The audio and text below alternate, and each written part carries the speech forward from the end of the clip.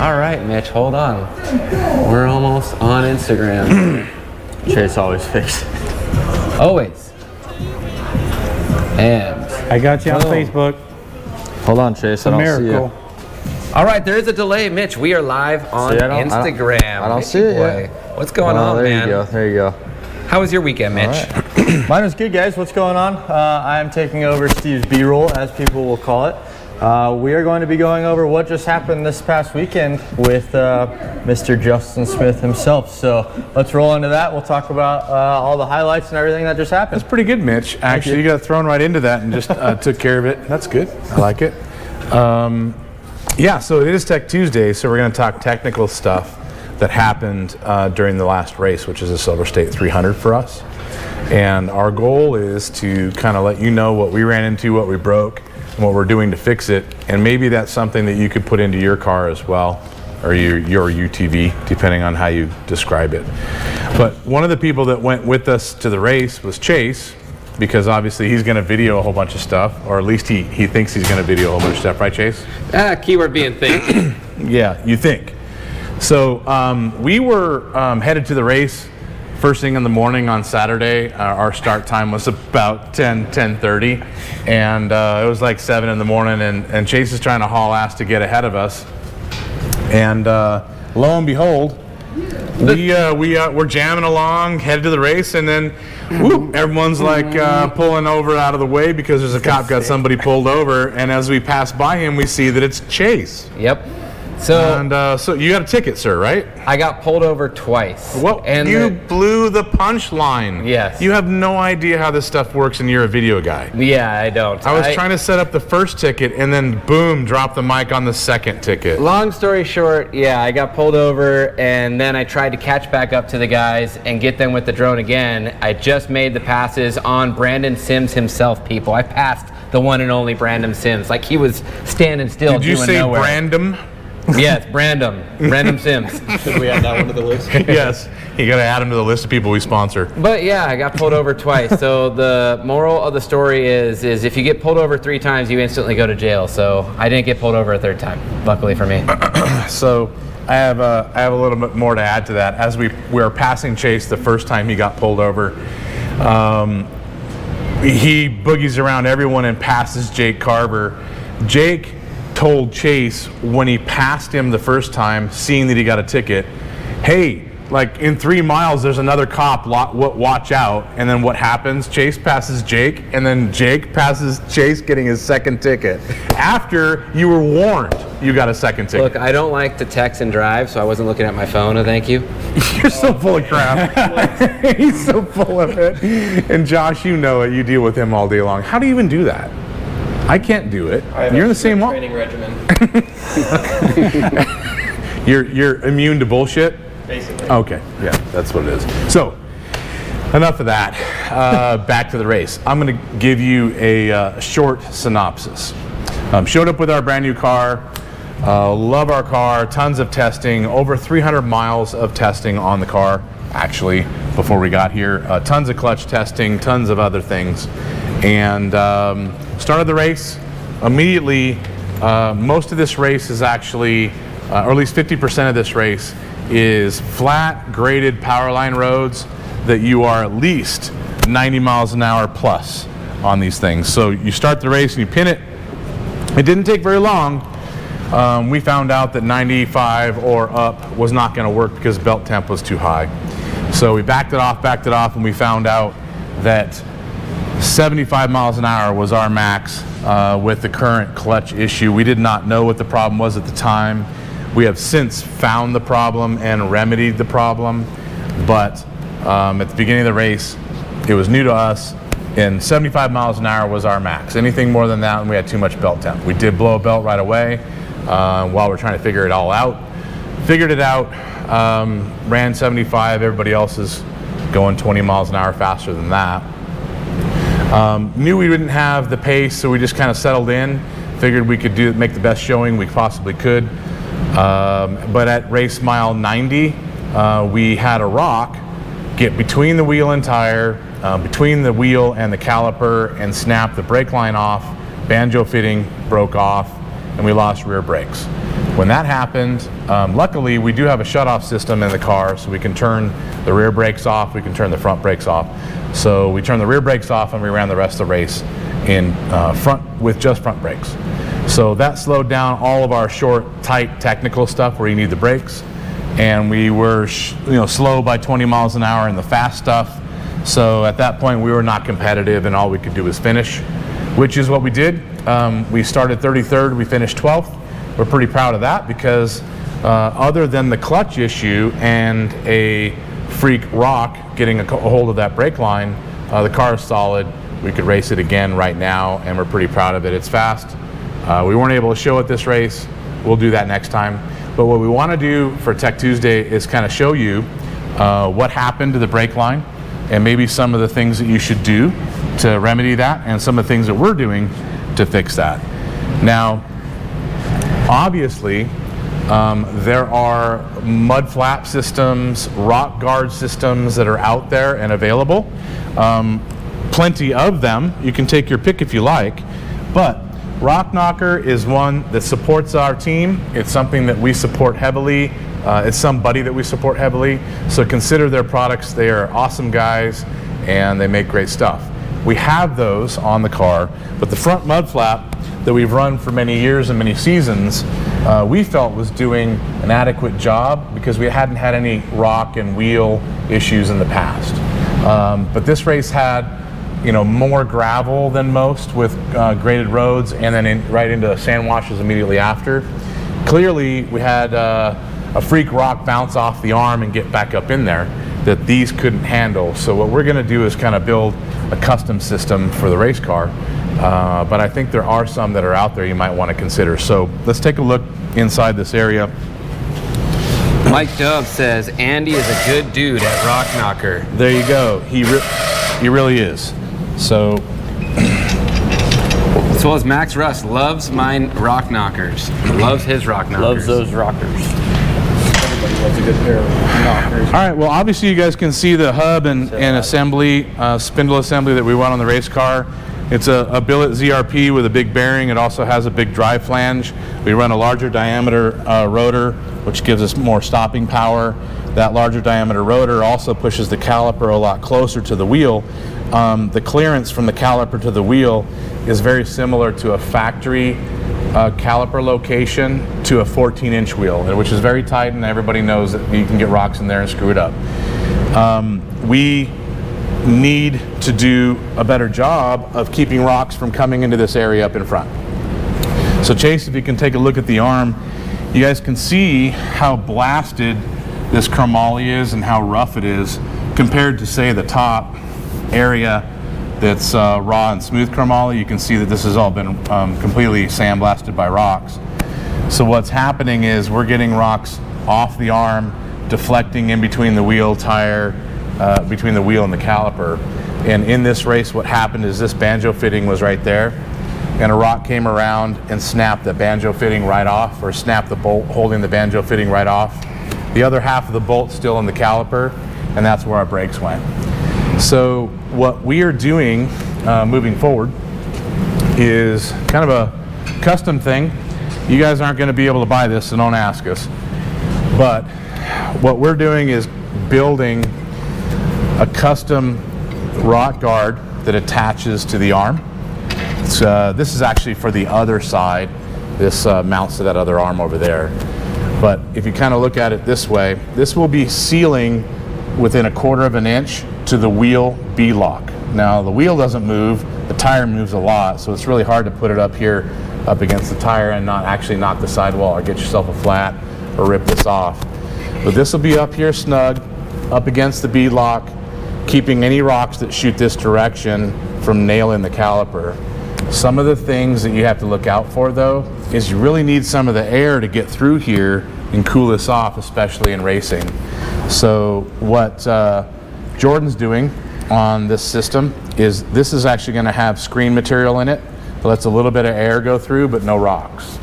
So we get a little bit of cooling. Yeah, we're going to restrict some, but what we are going to do is stop all the rocks from coming in this area so this doesn't happen to us again. For the most part, 75 mile an hour instead of 95, it was a big deal and slowed us down, but it didn't slow us down as much as not having brakes. So brakes, way more important to a race speed, certainly more important to everybody who's playing. You got to stop when you're playing. A lot of guys don't drive 95 when they're playing, so I would seriously suggest, making some changes in this area. That wasn't the only thing we lost during the race. You know what? Thanks, Chase. Appreciate that. Good segue. He remembered what I said. Weird. God, he's doing such a good job His today. brain in here, it works every now and then. Another thing that we had a problem with in the race is the tracker, which is an X-Track system that Best in Desert is using, and that tracking system allows not only live tracking to see where you are, and that's one of the reasons why if you tried to look us up, you couldn't see where we were, but if you want to, you can use that to try and pass people. You can press a button on it that lets the guy know in front of you that you want to pass them so you don't have to hit them. And also, if somebody's going to pass you, then you get a notification on it saying, hey, somebody wants to pass you, so you're not blocking them. So ours never worked. At least it worked. Well, actually, Matt, you said it worked for like the first 15 miles, and that was about it. Yeah, it never showed you leaving a line, so the leaderboard, which a lot of people were looking at, see where you were, didn't show that you ever started the race. The tracker itself worked on and off, but I would say at pit 6, we never knew where you were after that. So for us in the car, the screen was solid red, and sometimes it would go in circles and make my brother trying to make him sick or something like that. But the screen was crazy. We tried to reset it 20 times and never fixed it. So if somebody was behind us, like say BJ Baldwin had a bad day and got back in the truck and went through the field, he passed us actually twice between 2 pits. And I apologize to him if we didn't get out of his way fast enough. He didn't have to hit us, we hurt him, but any of the other guys, we had a couple other UTVs pass us when we had no brakes, and we apologize if we didn't get out of your way. We didn't know you were there. Also, a couple of the teams that we had to come up and hit to get you to know we were there, apologize that we had to hit you. It was because our tracker didn't work, so we apologize for that too. But hey, it's racing and hitting people is fun, right? Either way. I don't see nothing wrong with a little bit of bump and grind. Well, I don't know. It's not actually in the rules, is it? Do they have a rule saying you can do this? I don't think they do, but anything they don't put in the rules, that means it's legal. So Robin's racing. Yeah, Robin's racing. What's that movie, Matt? So back to the technicality on this. Yeah, Dave's with that. There are some systems that are built to kind of seal the inside of the wheel, and there's some stuff that have some systems that are made that have kind of a rock guard plastic phenolic material that's up in front, sealing the arm to the wheel or up to the tire. I'd suggest it after running into this. We haven't really had any problems with a factory caliper location and a 15-inch wheel. There's a lot of gap, but we do on this. What do you got, Chase? I got the man, the myth, the kidney stone legend. What's going on? Steve, where are you? I am on my way back to the shop, so I might be able to close you guys out of this live. Steve, we need to hear. Nobody closes us out better than you do, Steve. All right, well, I'm on my way back right now. Got my Schmeckel all x-rayed. Should be good to go. I'll have the results in a couple days. They did have to use the very, very zoomed lens, but they were able to get it. On the Schmeckel or on the kidney stone? Yes. Well, I'm sorry you're not feeling it right now. I wouldn't want to piss one out either. We'll see you here, Steve. Get here, stop. I'll be there shortly. Get here, what? What did you I thought I said stat. What did you say? Stat. We'll see you Hey, Josh, do you have any Chase-isms you could share with us? So let me set this up. Let me pull it up. Camera appropriate. So Josh has started to document all of the things that Chase says throughout the day that actually mean nothing. They're not English. They're just sayings that Chase somehow thinks are normal. That's the funniest part, is that Chase says them and thinks that it's actually English, but it's not at all. Josh has been writing them down. We'll share some of them with you. What do you got, Matt? Michael Grabowski wants to know about the brake shutoff system. All right, we'll share it with you. I'm not too scared. So take a look inside the car, Chase. I'm not sure if you can get up in there or not. Put the camera over here and look that way. Do you have enough light for that? Yeah, we should. It'll adjust. Can you see what you're looking at? Yep. All right. So to the right of the steering column over here, you guys see these brake lines? Yep, we can see them. Can you see that? Yep. Okay, right here, there's a shut-off valve. See this black knob? On, off. We have a shut-off for the front brake, and we also have a shut-off for the rear brake. They're just plumbed in line after the master cylinder. So if you break or rip a brake line off the car, you don't lose all your brakes. You can shut one off real quick, and then you end up with at least the fronts or the rears and not nothing. So there you go. Ta-da! Secrets unveiled. Josh, you have quite the list there.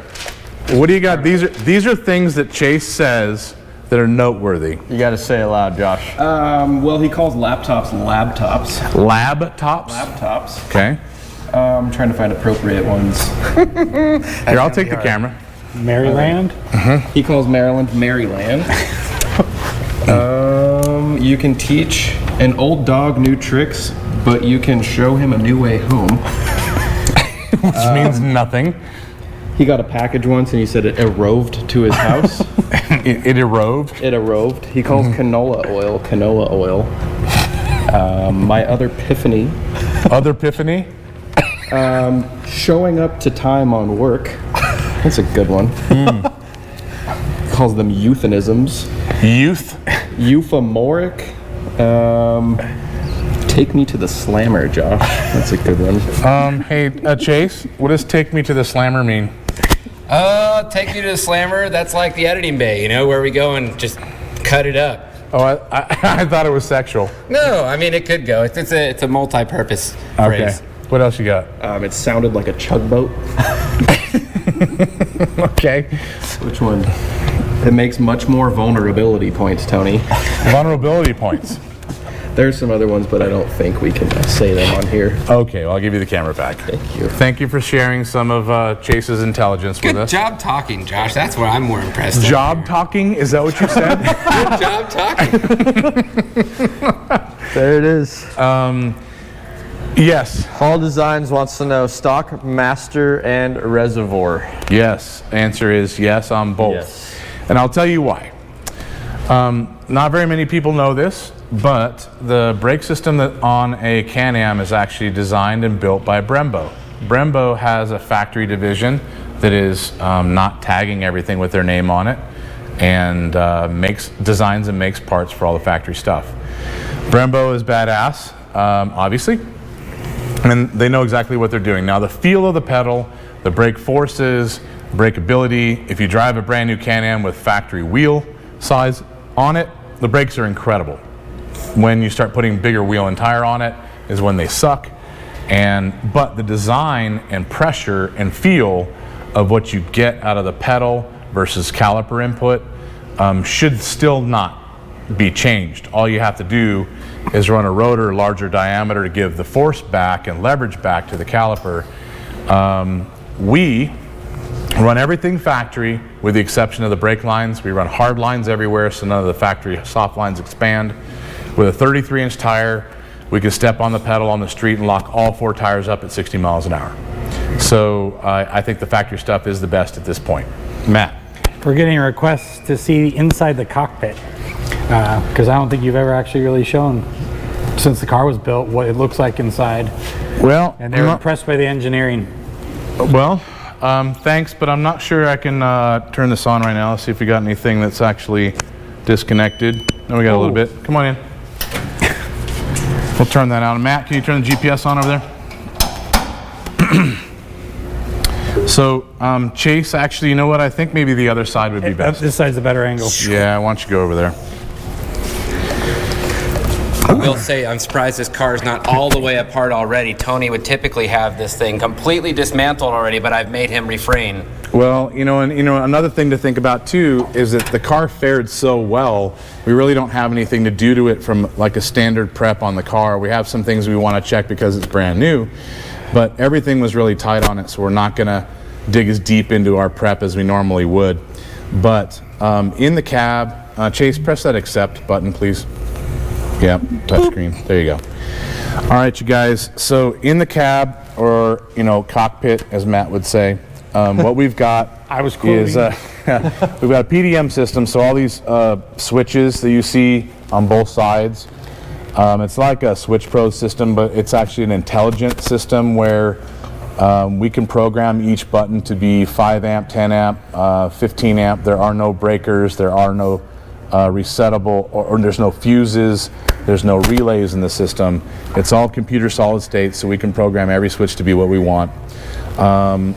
In addition, we've got an aim dash over here that we can program to be whatever we want it to be. I'll turn the ignition on so you can see some of the other stuff fire up.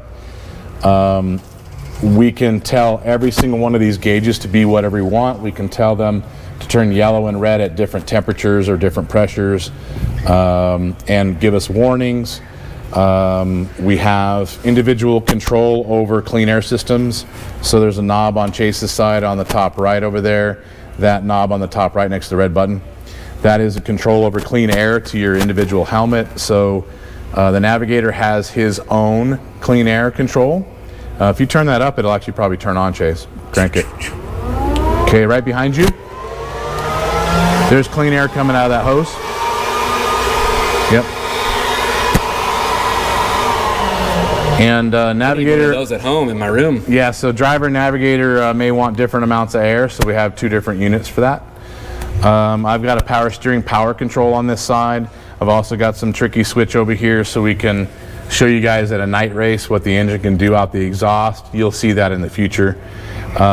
This dash is angled towards the navigator for 2 reasons. 1, I can still see it if I want to look at it, but if I am in a tight spot where I can't look at it without blowing a corner, my navigator can see everything on this too. So if we need to know what this dash is saying for boost or belt temp or EGTs or mixture or whatever we want to monitor, then he's got visual on it, he's got warnings on it, and so do I if we want to. On the right hand side, way more switches, way more control over the accessories. In a race, if the driver has to turn things on and off, then you're slow, not a good idea. And GPS, we run as big of a GPS as we can fit in this thing because it gives more detail on the course, which makes us faster. Also, Matt, do you remember which button we're using for a rear camera? You know what, the rear camera is not connected. Yep. So we don't have a rear view mirror in the car. You notice up on the dash, up on the roof, it's all clear. We don't have a rear view mirror. What we have is a GoPro on the back, and the GoPro on the rear, which is dismounted right now, normally it's right here. That GoPro is recording everything rearward, but it's also our rear view mirror. It's a camera, and it's plumbed into the GPS, so all we have to do is press 1 button. If that camera was connected, it's not, so you won't be able to see it. But if it was, you could see behind you at that moment. I was worried Chase is going to press the wrong buttons and turn everything off. Or we're going to self-destruct and hit the eject button, which we need if Chase is in the car. Ejecto-cito. So rear view mirror is actually a camera in this car. One reason for that is that we already have a camera on the car and allowed us to take mirrors off. So a little bit of weight, a little bit simpler. It's a lot easier to see. For the navigator, it's screen and screen. So that's kind of it for the cab. You can see everything is firewalled, everything is aluminum surrounding everything. We've got intercooler down low. It is directed out the bottom of the skid plate, so exiting air goes out the bottom of the car. We've got, a visor, which a little tight for sundown situations. We have a lot of other little things floating around the car too. Oh, and then there is Steve. Steve, we're just killing time, waiting for you to come in. You have no mic. Here. Hi, guys. Hi. How's your schmeckle? It's a little bit sore and sad. Did they probe it? No, that'll be my next appointment. Next one, they have to actually go up in there? Yeah. I'm sad for you. Thank you.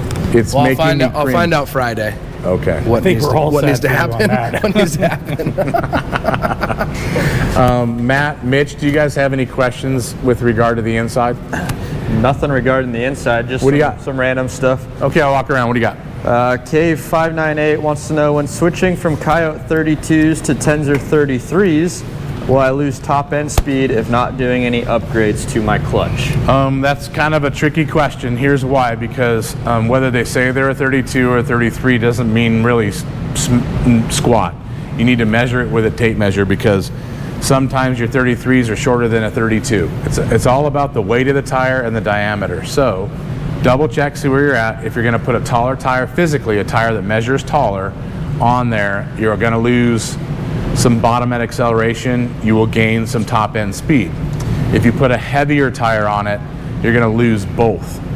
So just weigh them and measure them with a tape measure, and that'll tell you what you're going to get. 1 inch of difference is not that much, so I wouldn't worry about it. Austin P110, does your roof open up? I don't think it does, bud. As well as Diversified Fab, he was telling me, Justin, that I had to long press the button in there to get it to go back to the navigation screen. Yeah, you don't know what you're doing, basically. So different presses. How many different customizations in that screen? Yeah, quite a bit. More than we actually memorize, I guarantee you that, for sure. Steve, we just told everybody about our race. Told everybody how we're fixing it. We had a question about the inside of the car, and we also went over Chase's double tickets in 5 miles. Oh yeah, that's pretty good. Yeah, I did like that. That was my favorite part, almost of the whole race. Josh also had a time lapse of that, which was hilarious to watch. So, Josh, you're gonna put that in the race video? We should put that in the race video. That would be Okay, solid. Excellent. We will have a full race recap coming out by the end of this weekend here, guys. Hunter Fullwood was just asking. Yeah. And tune in towards the beginning of this. We did talk about the race, Hunter. Awesome. Matt, what do you got? Mark Yee wants to know where you got the visor from. You know, I forget where we bought that from. I think we got it from Fodrell's, but I forget who actually makes it. So call Fodrell Motorsports in Peoria and have them ship it to you. Custom with a K. Custom with a K. Yeah. Yeah, that's exactly what it is. It's a Chase. Chase is important. Hey, Mitch and Matt, I think we're about done. Other than you guys scrolling through what you got, do some rapid fire, and we're out of here. All I got. What about the belt temp issue? Do you guys have a fix for it yet? So yes, we have a fix for it. I will just say this. We found a problem in the existing clutch that we were running, and it is remedied. So we are going to do a lot of testing to verify that, but we should not have a problem going forward. Can't wait. Boom. Can't wait to floor it and leave it floored. Waiting. Have not done that yet. Hasn't happened. But what else you got? That's all we got. All right. Then I think I might go back to work. Stevie, you're back just in time? Just in time? Just in time? Yes. Just in time, to send us out. Well, guys, if you're looking to buy anything from us, don't forget to visit www.shocktherapyusa.com or call the shop at 623-217-4959. Wait. What was that website, sir? I'm sorry, that was www.shocktherapyusa.com. It is different. That's different. It is different. Yes, but they go to the same place. America goes to the same place no matter which one you visit. But try and visit www.shocktherapyusa.com or call in 623-217-4959. Thank you, Steve. Cody Kelly, my kid asked me what a schmeckle is. We'll keep that off this feed.